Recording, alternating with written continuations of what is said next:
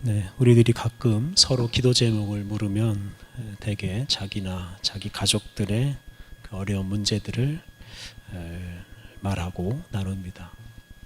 누가 기도 제목 물어볼 때 국가적인 차원의 큰 기도 제목을 말하면 상대방이 좀 당황할 수도 있습니다. 그런데 우리가 기도할 때 개인적인 일 또 가정의 문제를 가지고 기도할 뿐만 아니라 큰 기도 제목을 가지고도 기도해야 합니다. 요즘 우리 사회에 참 심각한 문제들이 많이 있지 않습니까? 특히 저출산 문제, 고령화 문제 참 심각한 문제입니다. 남북 통일보다 훨씬 더 시급하고 중요한 문제입니다.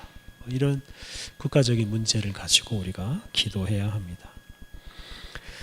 그런데 우리들의 이 근본적인 기도 제목이 있는데요. 그것은 바로 하나님의 영광을 위한 기도입니다. 예수님께서 주기도문에서 가르쳐 주신 것처럼 우리는 아버지의 이름이 거룩히 여김을 받고 또 아버지의 나라가 이 땅에 임하고 아버지의 뜻이 하늘에서 이룬 것처럼 이 땅에서도 이루어지기를 기도해야 합니다. 그래서 이 세상 사람들이 하나님을 알게 되고 이 세상에 사람의 뜻이 아니라 하나님의 뜻이 이루어지기를 위해서 우리가 날마다 기도해야 합니다. 그것이 하나님께서 우리를 그리스도인이 되게 한 아주 중요한 이유입니다. 그래서 우리가 하나님의 부르심을 받아서 그리스도인이 되어서 이 세상을 위해서 기도하고 이 세상에 하나님의 뜻이 이루어지기를 기도할 때 하나님께서 그 기도를 들으시고 이 세상을 구원하시고 또 이 세상에서 살아가는 사람들을 구원하십니다. 그래서 하나님의 나라가 완성될 때까지 우리는 이 세상을 위해서 또 하나님의 뜻을 위해서 날마다 기도하며 살아가야 합니다. 오늘 읽은 본문은 엘리야가 드린 기도입니다. 우리가 지난주에는 솔로몬의 기도라는 제목으로 말씀 묵상하면서 솔로몬이 성전을 봉헌하면서 드린 기도를 묵상했습니다. 그런데 안타깝게도 솔로몬은 성전을 건축한 이후에는 점점 타락했습니다. 그가 타락했기 때문에 하나님께서는 솔로몬 집안에 아주 큰 벌을 내리십니다. 그 벌이 뭐냐면 나라가 남북으로 나뉘는 것입니다.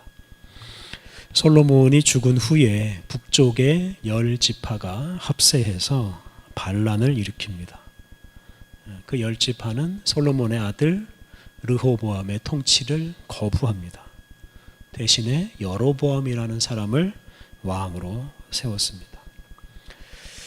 그렇게 해서 나라가 둘로 나뉘고 나서 두 나라가 다 망할 때까지 하나가 되질 못했습니다. 오늘 본문에 나오는 이 선지자 엘리야는 이 남북 두 나라 중에서 북쪽 나라에서 활동한 선지자입니다. 이 북쪽 나라의 첫 왕은 아까 말씀드린 대로 여로보암이었습니다. 근데 이 여로보암의 후손이 계속 나라를 다스리지는 못했습니다.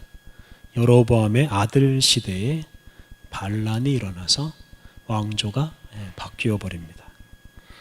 그리고 그런 반란이 두세 차례 계속 일어난 다음에 오므리라고 하는 사람이 그 사람 역시 이제 반란으로 왕이 되고 이 사람의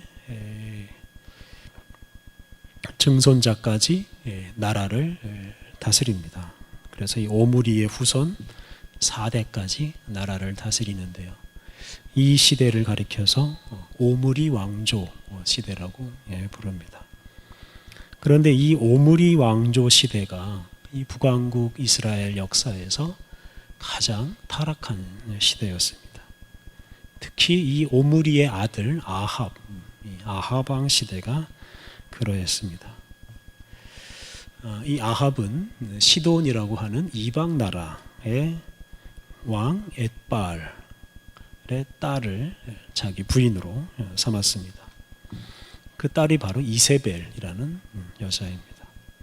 그러니까 바알을 아주 열심히 섬기던 그 집안 내 딸을 왕비로 맞이하였는데요. 그 뒤로부터 이 북왕국 이스라엘에서는 바알신 그리고 그 바알의 짝이라고 할 수 있는 아세라라는 여자신, 이 바알과 아세라 두 신을 국가가 공식적으로 숭배했습니다. 그래서 수도 사마리아에다가 이 바알과 아세라를 위한 신전까지 세웠습니다.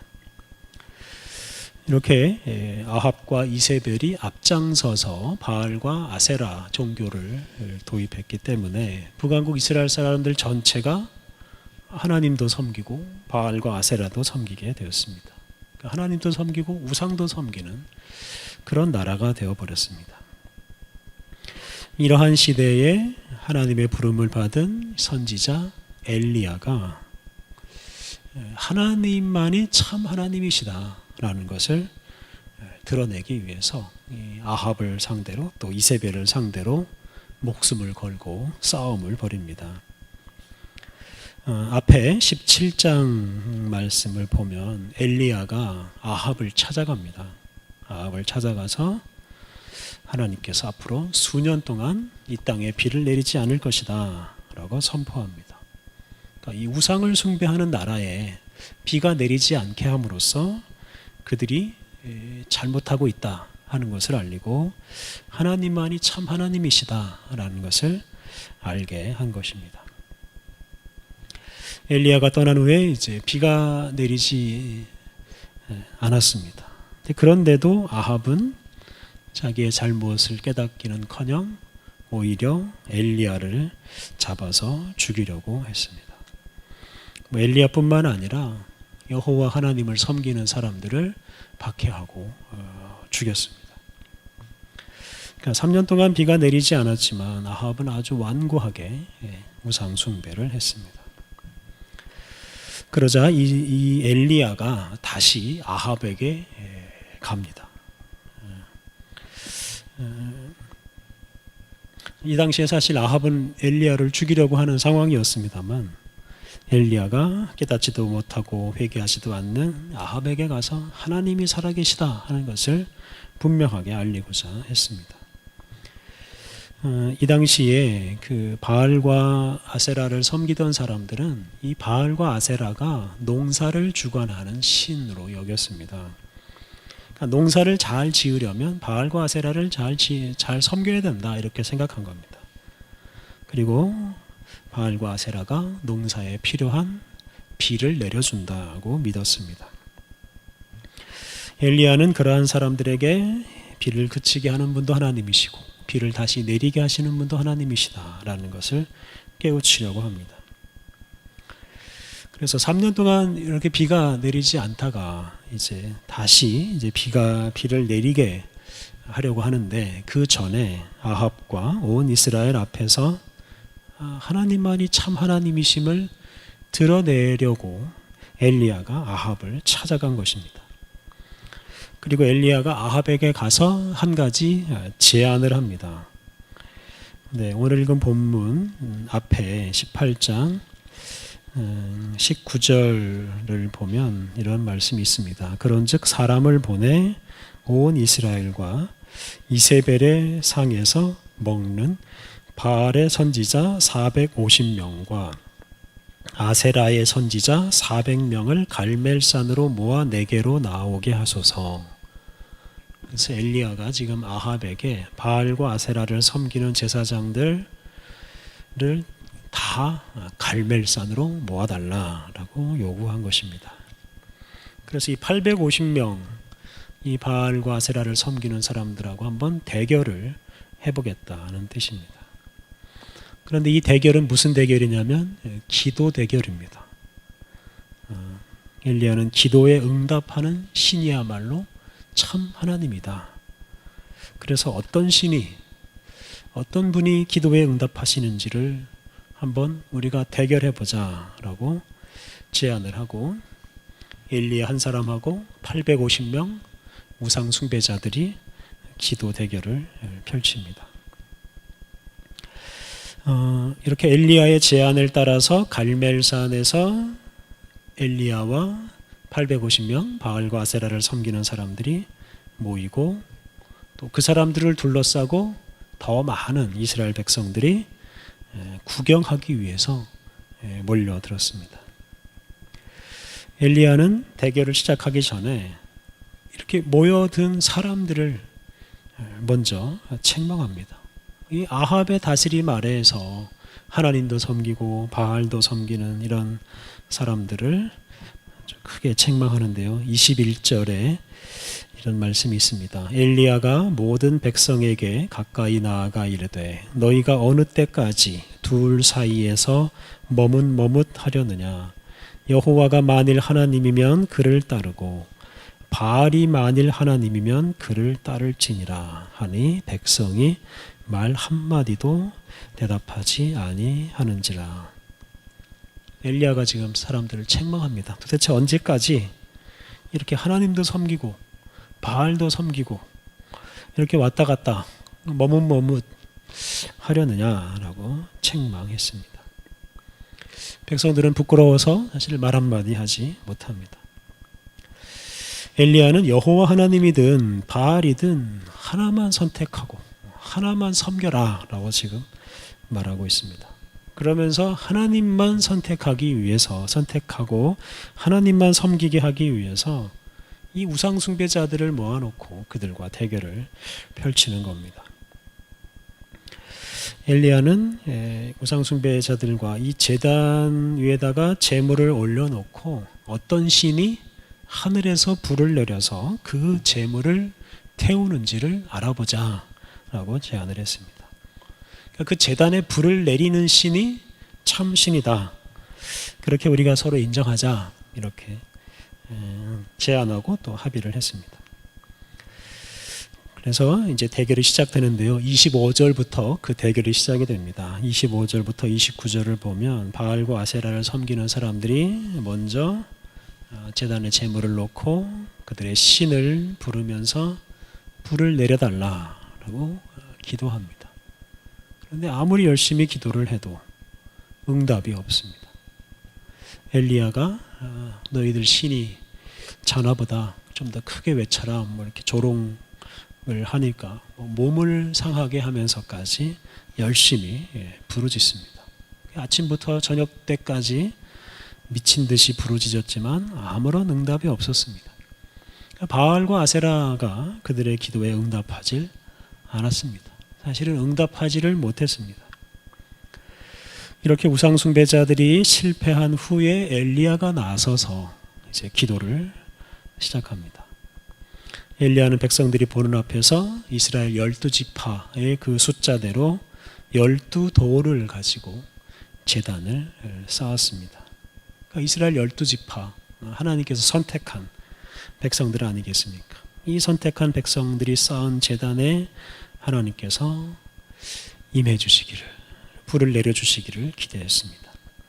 또 엘리야는 그 제단 주위에다가 도랑을 파고 제단 위에 있는 제물과 제단 아래에 있는 그 나무에다가 물을 거듭거듭 부어서 제단이 흠뻑 젖고 제물도 흠뻑 젖고 제물을 태울 나무도 흠뻑 젖게 만들었습니다. 그러니까 이게 뭐 웬만한 불로는 태울 수가 없게 만들었다는 겁니다. 이것은 하나님의 능력을 아주 분명하게 보여주기 위해서 하는 것입니다. 이렇게 준비를 한 후에 엘리야가 기도를 시작합니다. 36절 저녁 소제 드릴 때에 이르러 선지자 엘리야가 나아가서 말하되 아브라함과 이삭과 이스라엘의 하나님 여호와여 주께서 이스라엘 중에서 하나님이신 것과 내가 주의 종인 것과 내가 주의 말씀대로 이 모든 일을 행하는 것을 오늘 알게 하옵소서. 네, 세 가지 기도 제목입니다. 아브라함과 이삭과 이스라엘, 야곱의 하나님이 참 하나님이시라는 것을 보여달라. 그리고 내가 하나님의 종인 것을 이 사람들이 알게 해달라. 또 지금 엘리야가 하고 있는 일이 그냥 개인적인 일이 아니라 하나님이 하시는 일이다라는 것을 증명해 달라라고 요구했습니다. 그러니까 지금 엘리야는 자기 자신이 아니라 자기를 통해서 하나님이 지금 일하시고 있다라는 것을 사람들이 알게 해달라고 기도합니다. 37절 여호와여 내게 응답하소서 내게 응답하소서 이 백성에게 주 여호와는 하나님이신 것과 주는 그들의 마음을 되돌이키심을 알게 하옵소서. 엘리야가 하나님께 응답해 달라라고 부르짖습니다. 하나님께서 응답하셔야만 하나님이 참 하나님이신 것이 증명이 되고 또 거기 모인 사람들 하나님도 섬기고 우상도 섬기는 사실상 하나님을 떠나버린 이 사람들이 하나님께로 돌아올 수 있게 하기 위해서 엘리야는 내게 응답하소서 내게 응답하소서 이렇게 간절하게 부르짖었습니다. 그러자 하나님께서 엘리야의 기도를 들으시고 응답하십니다. 하나님께서 불을 내리셔서 제단의 제물과 나무와 심지어 돌과 흙과 주변에 있는 물까지 다 태워버렸습니다. 사람들은 그 모습을 보고 하나님이 참 하나님이다 라고 고백합니다. 39절 모든 백성이 보고 엎드려 말하되 여호와 그는 하나님이시로다 여호와 그는 하나님이시로다 하니 엘리야의 기도가 하나님께 응답을 받았고 그를 통해서 주변에 있는 사람들은 하나님을 알게 되고 하나님을 인정하게 됐습니다. 그리고 엘리야는 하나님을 적극적으로 부인하던 바알 선지자들을 잡아서 다 처형했습니다. 그리고 그 후에 그동안 내리지 않던 비가 내리기 시작했습니다. 이렇게 함으로써 사람들로 하여금 바알이 아니라 하나님이 천지 만물을 주관하시는 분이시다라는 것을 알게 했습니다. 이렇게 함으로써 엘리야와 우상 숭배자들의 이런 기도 대결은 엘리야의 승리로 끝났습니다. 근데 우리가 여기에서 주목할 것이 있습니다. 엘리야가 이 승리로 이 기도의 승리로 얻은 것이 무엇이겠습니까? 엘리야는 자기에게 있는 어떤 질병이 사라진 것도 아니고 그가 무슨 부자가 된 것도 아니고 그가 이 일을 계기로 무슨 높은 자리에 올라간 것도 아닙니다. 개인적인 어떤 어려운 문제가 해결된 것도 아닙니다. 하나 있다면 그가 좀 더 유명해진 것입니다. 그런데 그가 많은 사람들에게 더 알려지고 더 유명해지니까 이세벨, 이 아합의 부인이 이 엘리야를 더 미워하게 되었습니다. 아합의 부인 이세벨은 자기 사람들, 자기 선지자들을 죽인 엘리야를 미워해서 엘리야를 죽이려고 합니다. 그 때문에 엘리야는 또 도망하는 신세가 되고 맙니다. 그러니까 기도 대결에서 승리했지만 엘리야 자신은 사실 얻은 게 별로 없습니다. 근데 엘리야 자신은 얻은 것이 없지만 엘리야의 기도와 그 기도에 대한 하나님의 응답 덕분에 우상을 섬기던 사람들이 아브라함과 이삭과 이스라엘, 야곱이 섬기던 하나님이 참 하나님이심을 알게 됐고 또 하나님과 우상 사이에서 머뭇거리던 사람들이 하나님께로 돌아가고 하나님을 선택할 수가 있게 되었습니다. 그들은 여호와 그는 하나님이시로다 여호와 그는 하나님이시로다 이렇게 고백을 하면서 살게 되었습니다. 우리들의 기도가 엘리야의 이러한 기도를 닮아갔으면 좋겠습니다. 그러니까 하나님의 이름을 드러내는 기도, 하나님이 참 하나님이심을 알게 하는 기도, 그러니까 이런 기도를 드려야 됩니다. 그런데 우리가 어떻게 하면 이런 기도를 드릴 수가 있겠습니까? 이런 기도는 믿음으로 드리는 기도입니다. 선지자 엘리야는 하나님만이, 여호와 하나님만이 참 하나님이심을 믿고 살았습니다. 그 아합과 이세벨 시대에 참 수많은 사람들이 하나님 여호와 신앙을 버리고 바알과 아세라 숭배에 빠집니다. 근데 그러한 시대에 엘리야는 바알과 아세라를 섬기지 않을 뿐만 아니라 그렇게 사람들을 우상 숭배로 몰아가는 아합에게 찾아가서 아합을 책망하고 아합을 꾸중했습니다.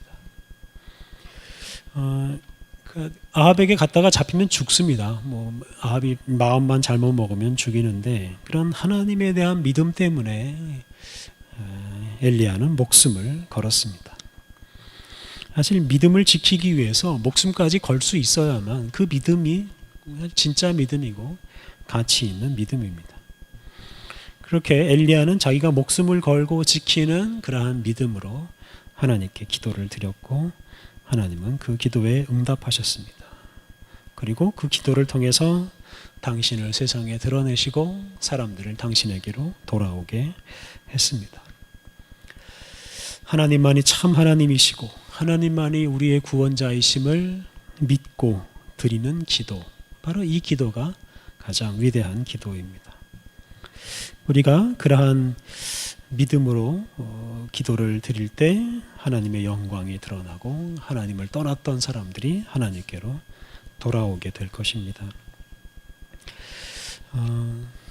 아합 시대만큼이나 오늘 우리가 사는 시대에도 하나님을 인정하지 않고 우상을 섬기는 사람들이 참 많습니다. 하나님과 우상 사이에서 머뭇거리는 사람들도 참 많습니다.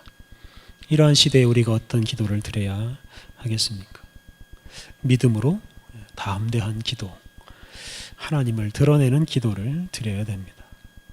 하나님만이 참 하나님이시고 또한 사람들을 당신에게 돌아오게 하시기 위해서 지금 하나님이 이 땅에서 일하시고 있고 그 하나님께서 일하시는 것이 결국 이루어질 것이다. 그렇게 믿고 그러한 기도를 드려야 합니다. 하나님께서는 우리들이 그러한 믿음의 기도를 드리기를 기다리고 계십니다. 우리가 그러한 기도를 드릴 때 하나님께서 그 기도를 들으시고 일하시기 때문입니다.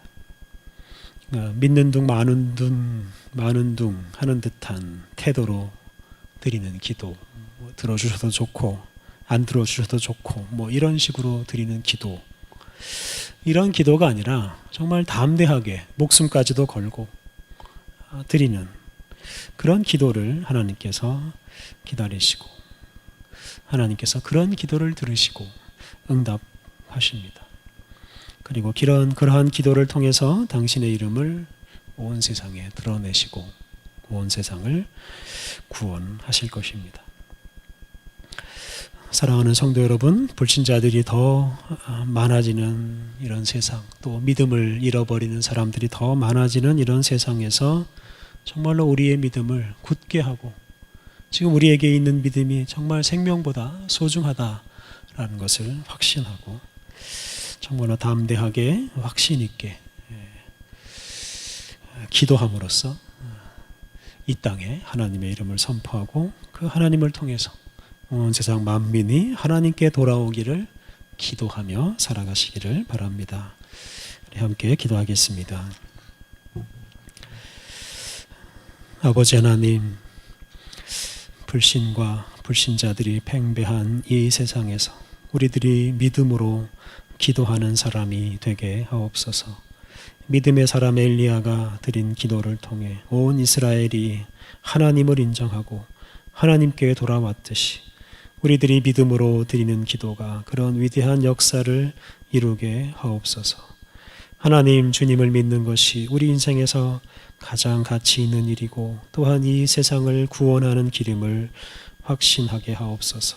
또한 그 믿음을 지키기 위해 우리의 생명까지 내어놓게 하옵소서. 또한 그 믿음을 가지고 이 세상을 위해 쉬지 않고 기도하며 살게 하옵소서. 예수님의 이름으로 기도드립니다. 아멘.